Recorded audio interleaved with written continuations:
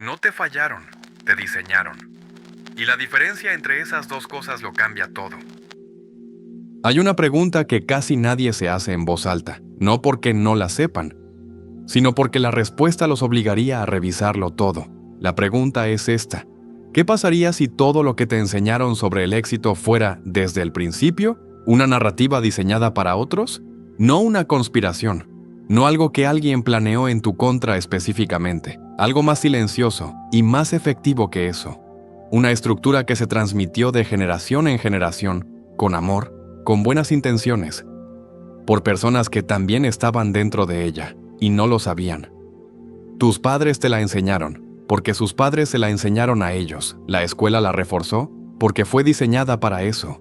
El mercado la validó, porque le convenía que creyeras en ella. Y tú la aceptaste, porque todos a tu alrededor hacían lo mismo. La narrativa dice algo muy simple: estudia para conseguir un buen trabajo, trabaja duro para crecer, consume para vivir bien, ahorra lo que puedas para el retiro.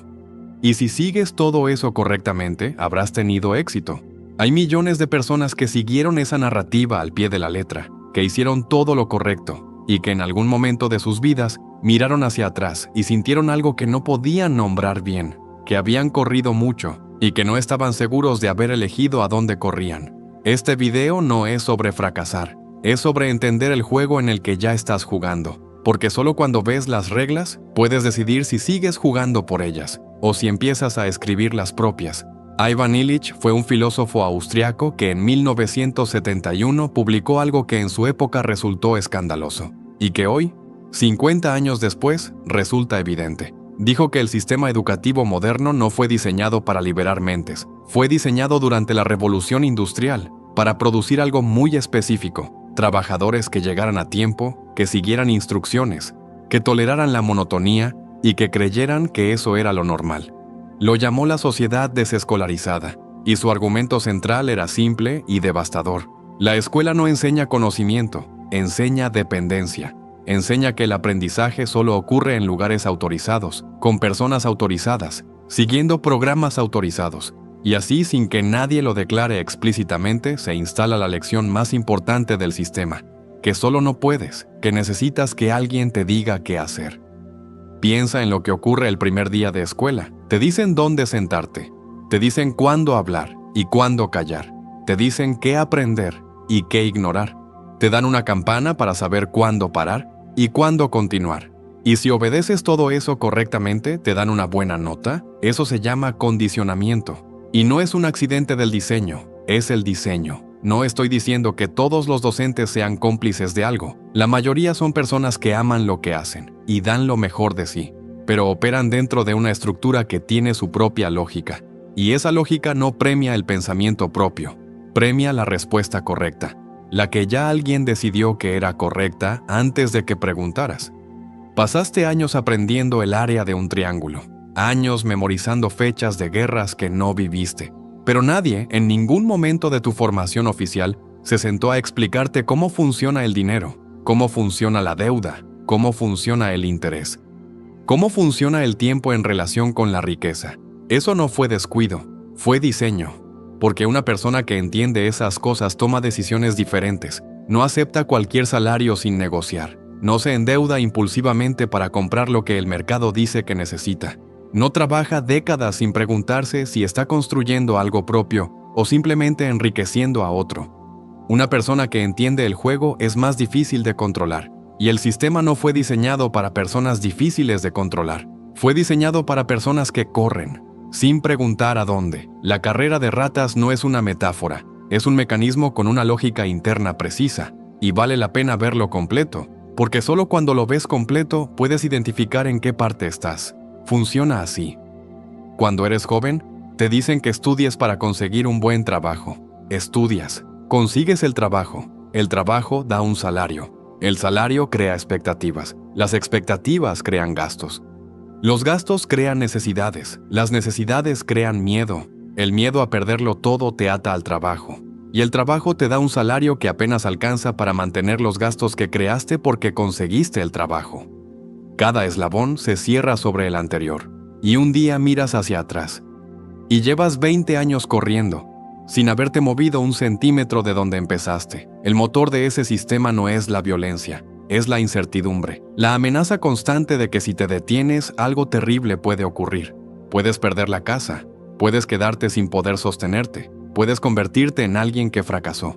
Y el miedo al fracaso, en una sociedad que mide el valor humano por la productividad económica, es casi equivalente al miedo a dejar de existir. Epicteto, que nació siendo esclavo y murió siendo uno de los hombres más libres de su época, observó algo que hoy tiene una vigencia brutal. La esclavitud no siempre usa cadenas de hierro. A veces usa hábitos, a veces usa deudas, a veces usa el simple miedo a lo desconocido. Y ese miedo profundo a lo desconocido, es el verdadero motor de la carrera. No te mantienen corriendo con violencia, te mantienen corriendo con incertidumbre, con la sensación permanente de que detenerte sería peor que seguir, aunque no sepas bien a dónde vas. La publicidad moderna no te vende productos, te vende identidades. No te dice, compra este carro. Te dice, conviértete en el tipo de persona que maneja este carro. En el primer caso, compras un objeto. En el segundo, compras una versión de ti mismo. Y cuando tu identidad depende de lo que consumes, necesitas consumir constantemente para seguir existiendo tal como crees ser. Para financiar ese consumo, necesitas dinero. Para conseguir dinero, necesitas trabajar más. Y tu tiempo se convierte en el precio que pagas por ser quien el sistema dice que debes ser. No te privaron de nada. Te enseñaron a desear exactamente lo que requiere que sigas corriendo para conseguirlo.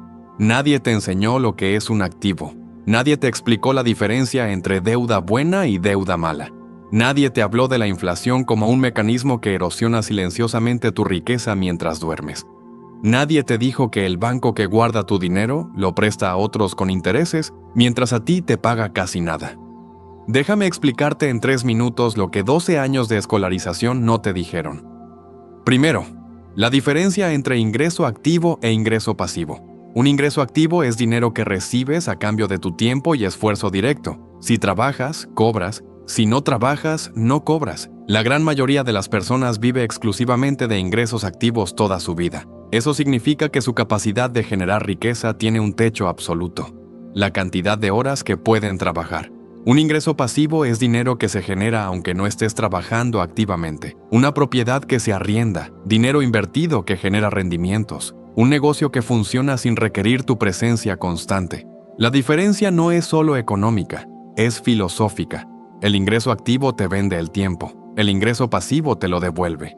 Segundo, la diferencia entre un activo y un pasivo. Un activo es cualquier cosa que pone dinero en tu bolsillo. Un pasivo es cualquier cosa que saca dinero de tu bolsillo. La casa donde vives, si la compraste con crédito, no es un activo, es un pasivo. Cada mes saca dinero de tu bolsillo. El carro tampoco es un activo, es un pasivo que además pierde valor con el tiempo. Tercero, la inflación.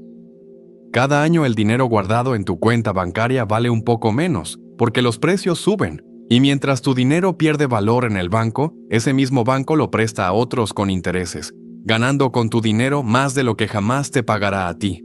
Si lo que estás escuchando te está llegando, hay alguien en tu vida que también lo necesita escuchar. Compártelo. Y si quieres que sigamos teniendo estas conversaciones, suscríbete. Seguimos. Saber estas cosas no te hace automáticamente libre, pero no saberlas te garantiza seguir corriendo dentro de un juego cuyas reglas nunca te explicaron. Hay algo que va más profundo que los mecanismos financieros, algo que hace que la carrera sea tan difícil de abandonar, incluso cuando la ves con claridad. La carrera no es solo un sistema económico, es un sistema de identidad.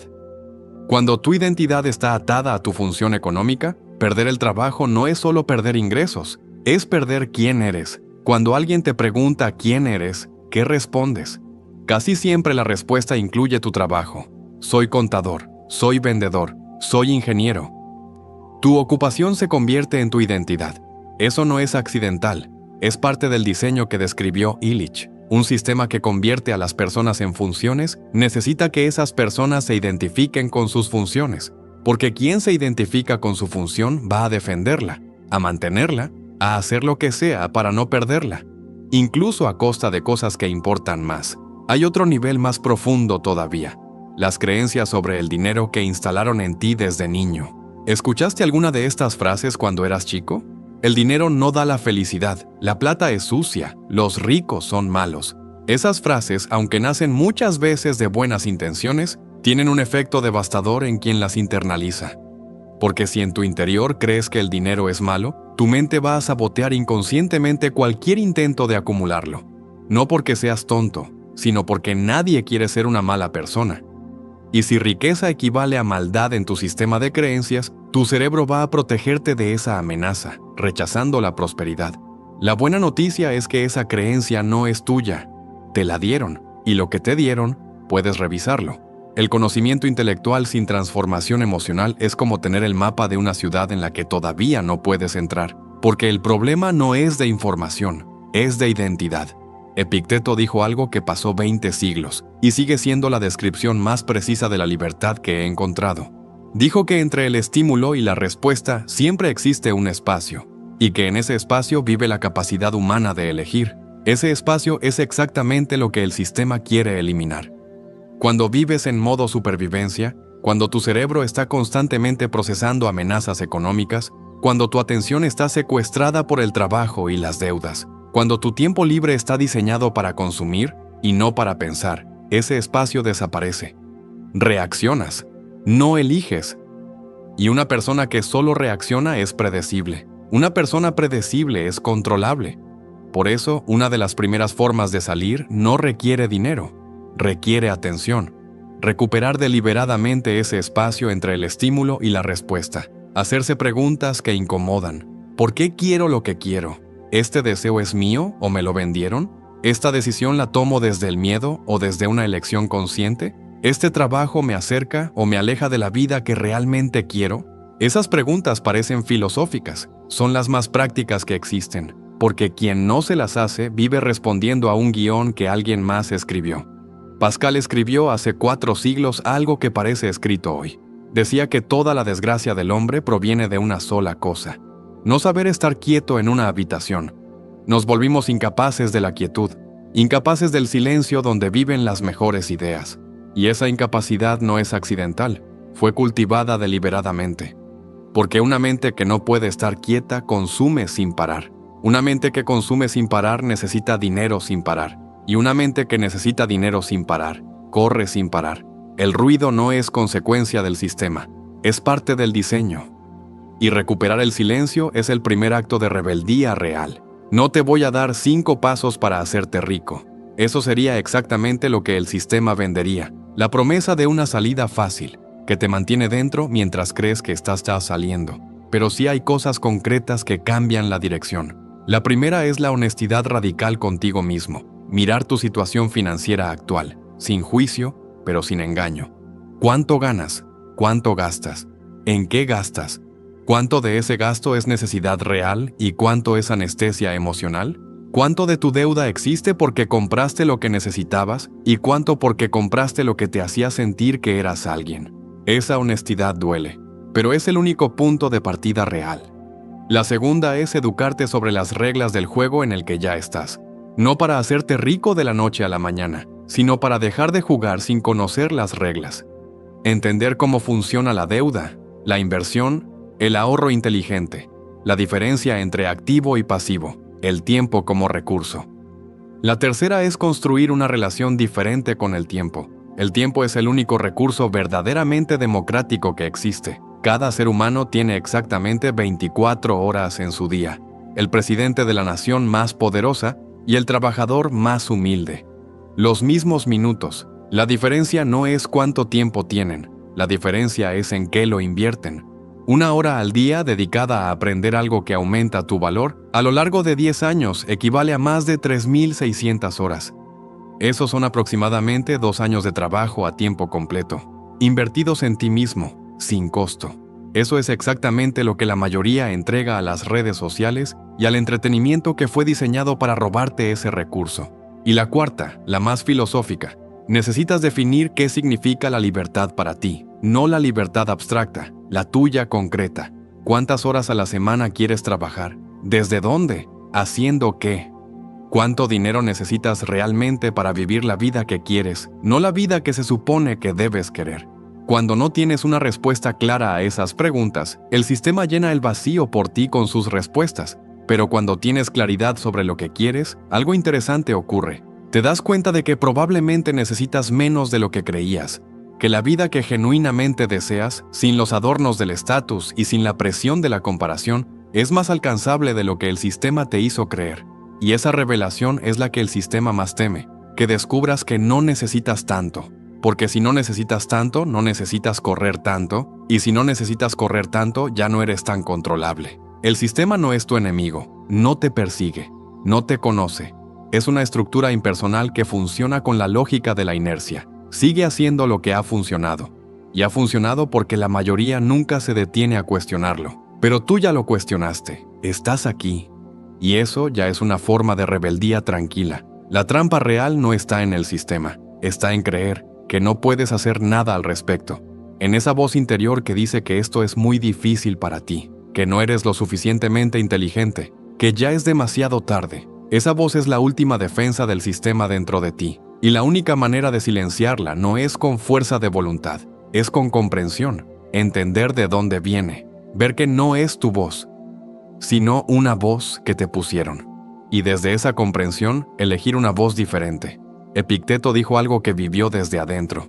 Él conoció la esclavitud real, con cadenas físicas, y dijo que quien puede elegir cómo responde a las circunstancias nunca puede ser completamente esclavizado. No importa cuánto te hayan condicionado, no importa cuánto tiempo hayas corrido sin saber a dónde, siempre existe ese espacio entre el estímulo y la respuesta, y en ese espacio vive la posibilidad de elegir diferente. La libertad no es un destino al que llegas, es una práctica que ejerces cada día, en cada decisión pequeña, en cada vez que eliges aprender en lugar de consumir, en cada vez que preguntas por qué en lugar de aceptar porque sí. No te fallaron, te diseñaron. Y ahora que lo sabes, puedes empezar a diseñarte tú.